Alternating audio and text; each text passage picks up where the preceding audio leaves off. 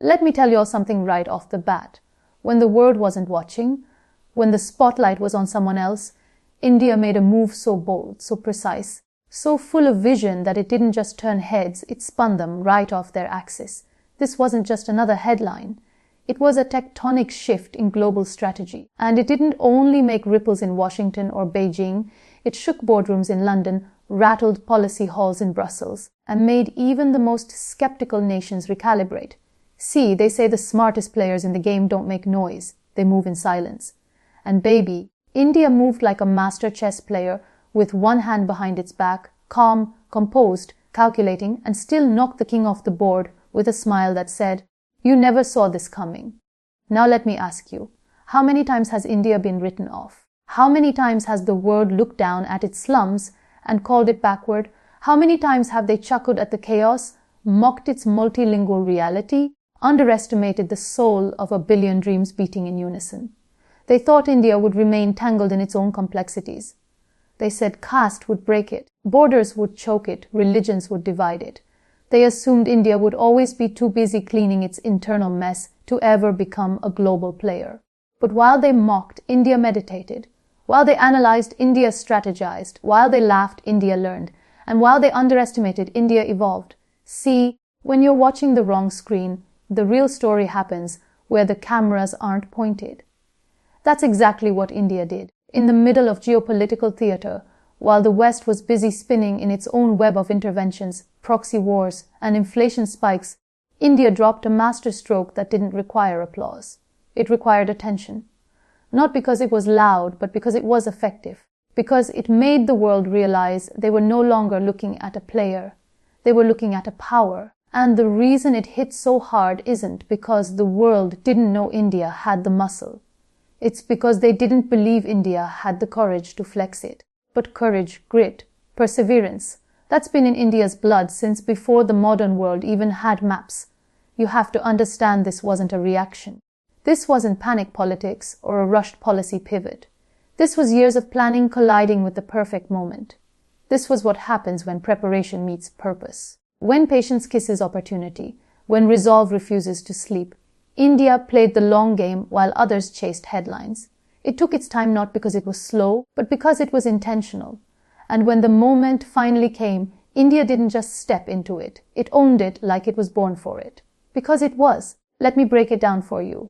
While America was busy playing world police, imposing sanctions, running covert operations, and juggling internal division, and while China was drowning countries in debt traps disguised as development loans, India was busy building something entirely different. India was building relationships, not shallow transactional deals, but meaningful, mutually beneficial relationships that could stand the test of time and ideology. Strategic partnerships rooted in trust, trade routes rooted in necessity, defense deals rooted in equality, space collaboration rooted in innovation. It wasn't just building bridges, it was building entire blueprints for a new world order, quietly, deliberately, diligently. And the beauty of it, India didn't brag, it didn't make noise, because India understands something the modern world has forgotten. Real power doesn't need to shout. It doesn't need likes, shares, or trending hashtags. Real power is built in silence, under the radar, in the shadows of loud empires. And that's why it lasts. India didn't try to outmatch the West missile for missile or dollar for dollar. It understood the new currency, leverage, intellectual capital, technological supremacy, human potential, soft power, cultural influence, data sovereignty. It built its brain trust. It developed space engineering. It dove deep into biotech. It funded defense R&D. It empowered its scientists and unleashed its entrepreneurs. And what do you know? Suddenly, the top tech firms in the world, Amazon, Google, Microsoft, were being run by Indians. You think that's a coincidence? That's not a lucky break. That's generational preparation meeting a global shift. That's what happens when you stop asking for permission and start building your own foundation. India didn't just break into the global system. It became the system. It didn't just adapt to the algorithm. It rewrote it. And once that happened, the narrative flipped. Nations that once dismissed India as a chaotic democracy were now calling it a stabilizing force. Countries that refused to share technology were now lining up to sell and collaborate. Corporations that once saw India as just a labor market were now recognizing it as an innovation hub.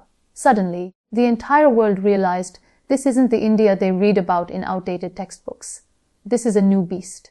And that beast isn't growling for attention. It's commanding it. Now let's talk military.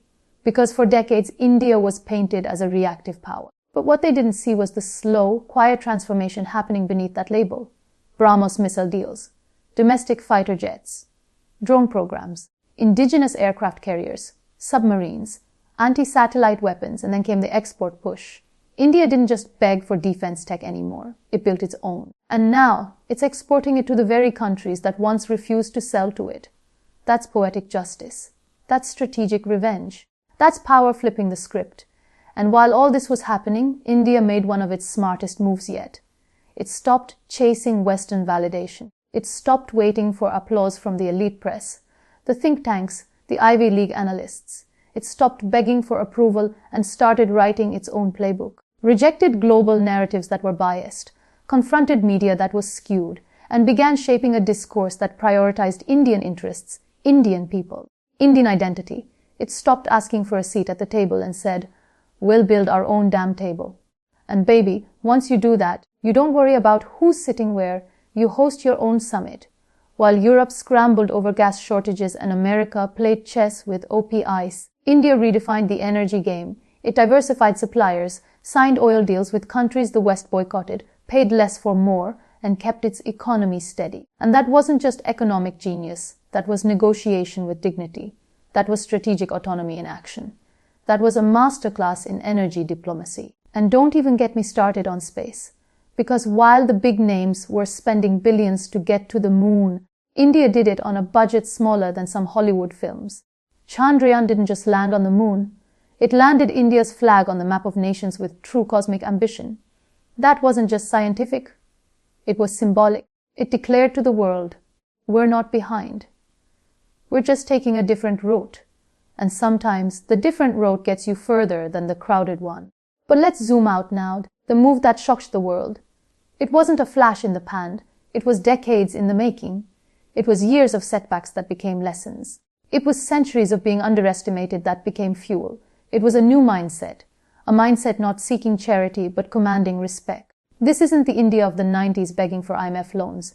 This isn't the India of the early 2000s waiting in line for trade approvals. This is a tiger, patient, focused, razor sharp, and now finally out of the cage. And when that tiger walks, the whole jungle listens. Some still mock, some still doubt. But to them I say, name one great power that rose without pain. America had its dark chapters. Europe had its wars and plagues. China had its revolutions and famines. And India had all that plus foreign occupation, partition, centuries of colonization. And still, it educated millions.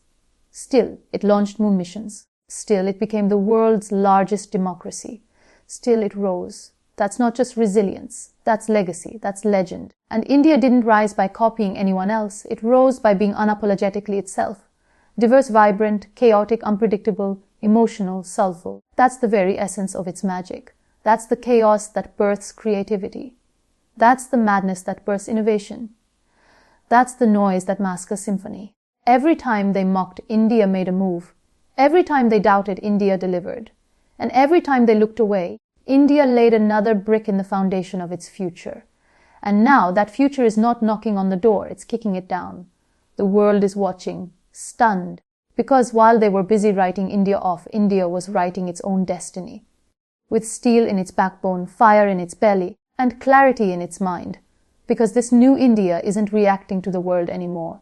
It's making the world react to it.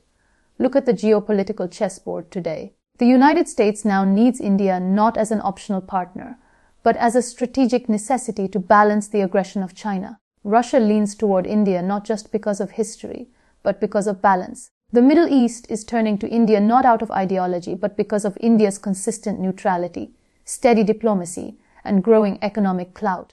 Europe needs India's market. Africa looks to India as a development partner that won't exploit but uplift. Southeast Asia sees India not as a rival, but as a cultural sibling. This isn't influence. This is gravitational pull. This is what happens when a country doesn't play by anyone else's rules and instead defines its own terms. And those terms are rooted not in dominance, but in self-respect. India's strength lies in what others called its weakness, complexity, chaos, contradictions. But those aren't flaws, those are assets. Because where the world sees fragmentation, India sees layers. Where the world sees noise, India hears harmony. Where others see a mess, India sees a mosaic. And only a civilization that thrives in complexity can build systems that last. Only a nation born in diversity can manage diplomacy in a world that's rapidly dividing. India didn't need to erase its identity to be accepted. It amplified it. And now that cultural identity is being exported. Bollywood isn't just entertainment anymore. It's soft power. Yoga isn't just exercise. It's a way of life that brings in millions in wellness tourism and positions India as a spiritual guide. Ayurveda is redefining health beyond pills. Indian cuisine, Indian festivals, Indian clothing, Indian design. These aren't just cultural exports, they're influence. And in a world searching for meaning beyond consumerism, India's ancient wisdom is now being seen as the missing piece. India's rise is also psychological. It's the shift from apologizing to asserting, from waiting to leading, from listening to telling. The country that once waited for IMF certificates and Western validations now writes its own economic playbook. Digital infrastructure like UPI, Aadhaar, and Jan Dhan wasn't imported. It was invented in India for India. And now it's being showcased globally as a model. Imagine this. Villages in remote parts of the country connected to real-time banking, digital health services, educational platforms. That's not just progress. That's transformation. While developed countries still struggle with fragmented systems, India built a digital spine that supports 1 billion people. That's the kind of leap that doesn't make headlines every day but becomes history later. India's foreign policy has matured into something the world didn't expect, calm assertiveness. It's not aggressive, but it's immovable. It doesn't bark, but it doesn't back down either. When the West tried to isolate Russia, India didn't follow the script. It bought oil at a discount, managed to keep inflation in check, and didn't apologize for it. Because it was thinking of its people, not of PR. When tensions rose in global forums, India didn't just deliver speeches, it delivered logic, balance, and direction. It voted based on interest, not ideology, and when it needed to, it simply said no. No to being pressured, no to being bullied, no to being used. That kind of refusal comes not from arrogance, but from confidence. The kind that's built over decades of quiet growth. And you want to know the real game changer? India didn't rise with imperialism. It didn't invade anyone. It didn't colonize, enslave, or pillage. It didn't build a war machine to force others into submission. It rose through intellect, through innovation, through integrity. That's a rise the world isn't used to. Because in history, superpowers usually rise by crushing others. India's rising by elevating itself, and that makes it not just powerful but admirable. Especially for countries in the global south that are now seeing India as the template, not the West, not China, but India. A country that rose without losing its soul. The old global order thrived on dependency, but India bet on self-reliance. Make in India wasn't just a slogan, it became a manufacturing revolution. From mobile phones to fighter jets, from vaccines to semiconductors, India is building what it used to buy. And it's doing it with scale and quality. That's why foreign companies are shifting their factories to India. That's why the world's supply chains are now being recalibrated. Because India is reliable. It's resilient. It's redefined what emerging economy actually means. And as other powers struggle with inflation, aging populations, political polarization, and labor shortages, India has something they don't: youth, energy, optimism, drive. Over half the population under 30, millions of engineers, creators, scientists, thinkers. This demographic dividend is not just a number. It's a revolution waiting to happen. But don't mistake this youth for naivety. Because this generation doesn't want to leave India to succeed. It wants to build India to succeed. Startups are booming. Unicorns are emerging. Investment is pouring in. And it's not just from outside, it's from within. This generation believes in Bharat. It doesn't see its culture as a burden. It sees it as a launch pad. It wears tradition with pride, and yet it codes in the latest AI languages. It performs classical dance while launching tech companies. That fusion of ancient and futuristic. That's the Indian advantage. Even in the international arena, India has done what no one expected. It became the voice of the voiceless. Vaccine matri wasn't just charity. It was soft power diplomacy at its finest. When rich countries hoarded vaccines, India sent them out. When disasters struck, India sent rescue teams, not rhetoric. When countries needed help without a lecture, India showed up with compassion. And that matters now more than ever, because in a world tired of coercion, India offers cooperation. And that cooperation comes with no strings attached. That's why India's influence feels more genuine, because it isn't just about deals, it's about dignity. Now look at how global media is shifting. For decades, India was covered through a lens of stereotypes: poverty, pollution, population. But today, even the biggest networks are being forced to shift their tone, because the reality is undeniable. You can't ignore a nation that's building billion-dollar startups every week.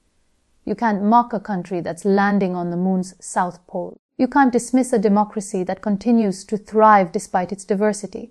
The West, which once lectured India, now listens. The East, which once competed with India, now collaborates. The global South, which once waited for help, now looks to India for hope. This wasn't a PR miracle. This was a policy miracle. Years of careful groundwork, of building infrastructure, digitizing systems, deregulating industries, pushing reforms, and unleashing entrepreneurship. It's the long game, the hard game, the one with no shortcuts. And the most dangerous player is the one who plays long, because they don't panic, they prepare. They don't shout, they strike when ready. That's exactly what India has done. And this mindset didn't come from textbooks. It came from centuries of civilizational learning, from Vedas to space tech, from Upanishads to microchips, from temples to startups. India has always blended the material with the metaphysical. And that's what makes it unstoppable. Because when a country knows who it is, no one can tell it who to be. India is not just playing the game. It's redefining it. It's moving from the margins to the middle, from being seen as an option to being recognized as essential. And this isn't just about India alone. It's about every underdog, every underestimated voice, every nation told it's too chaotic, too poor, too divided to rise. India's story tells them otherwise. It tells them that you can rise with your own culture, your own systems, your own model. That you don't have to be Western to be modern. That your past isn't your anchor. It can be your engine. That sovereignty isn't just about territory. It's about thought. And when a nation becomes sovereign in thought, no superpower can colonize it again.